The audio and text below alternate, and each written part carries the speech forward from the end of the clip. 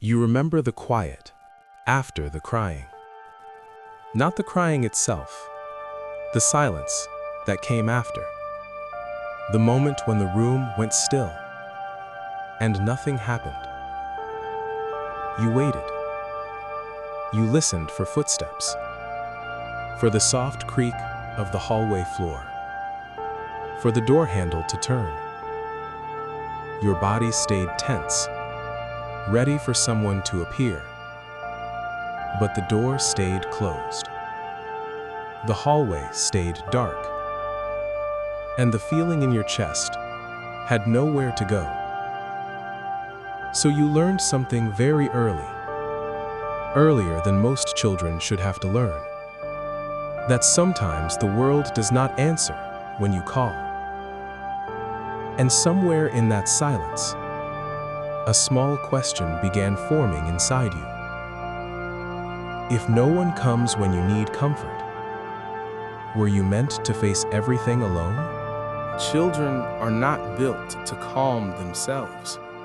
Your nervous system was never meant to do that alone. It was designed for connection, for a voice answering your cries, for arms appearing when your body trembled, for a face leaning close enough that your heartbeat could slow again. But when comfort never arrived, your nervous system began to improvise.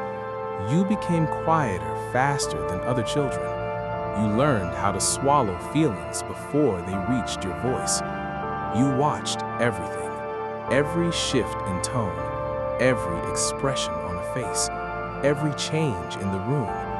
Because when comfort is missing, a child learns to read the world like a survival map. Over time, something subtle began happening inside you. You started shrinking your emotional world. Not your body, your feelings.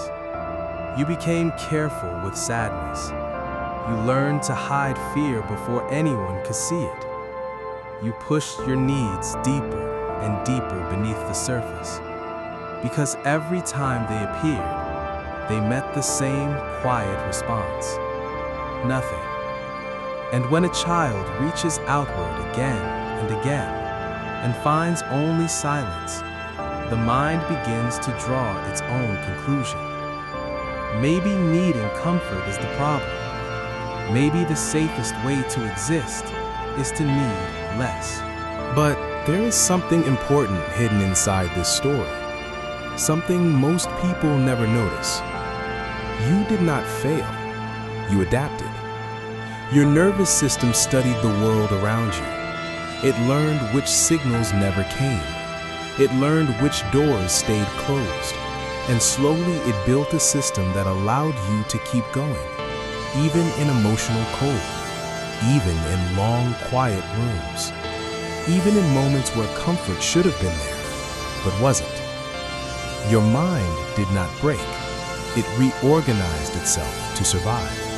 And even now, somewhere inside you, a small part may still be listening, still aware of doors, still sensitive to footsteps in the hallway, still wondering if comfort might finally arrive. But what happened in those early rooms was never proof that you were unworthy of care. It only revealed something about the world around you.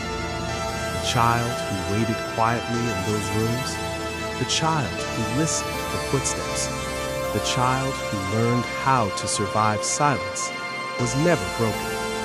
That child simply learned how to adapt.